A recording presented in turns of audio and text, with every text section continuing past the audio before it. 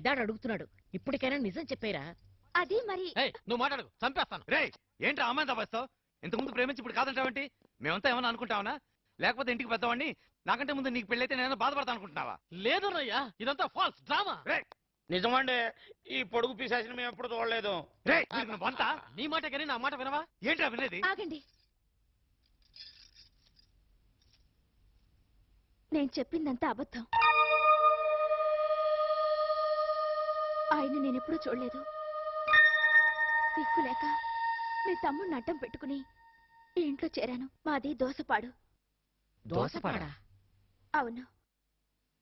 మా పిన్ని బాబాయ్ బలవంతంగా నా ఆస్తంతా రాయించుకుని నన్ను 70 ఏళ్ల ముసలాడికిచ్చి పెళ్లి చేయబోయారు. అందుకే పారిపోయి వచ్చేశాను. అయితే మా ఇంటికి ఎందుకు వచ్చావు? మా పిన్నికి ఆ ఊర్లో రంగయ్య నాయుడు మనుషుల బలం ఉంది. ఆ రంగయ్య నాయుడు మనుషులు ఎలాగైనా నన్ను పట్టి మా పిన్నికి అప్పగించి ఆ ముసలాడితో నా పెళ్లి చేయాలనుకున్నారు. ఆ ఊర్లో వాళ్ళని ఎదిరించగలిగేది మీరేనని తెలిసి ఆఖరి ఆశతో మీ దగ్గరకు వచ్చాను. ఆ రంగయ్య నాయుడు చచ్చినా వాళ్ళ మనుషుల్లో పొగరింకా చావలేదన్నమాట. మా నాన్నకి చేసిన అన్యాయానికి వాళ్ళకి ఎలా బుద్ధి చెప్పాలా అనుకుంటున్నాను.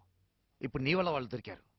ఒరే, ఆ ఊర్లో ఎలాగో మన ఆస్తులు అమ్మాయాలనుకుంటున్నాం కదా, అక్కడ ఆస్తులు అమ్మినట్టు ఉంటుంది, వీళ్ళ పిన్నికి బుద్ధి చెప్పినట్టు ఉంటుంది, ఆ రంగనాయుడు మనుషుల పొగరు అంచినట్టు ఉంటుంది. బామా బుల్లి పిట్ట బుద్ధి పిట్ట గూటిలో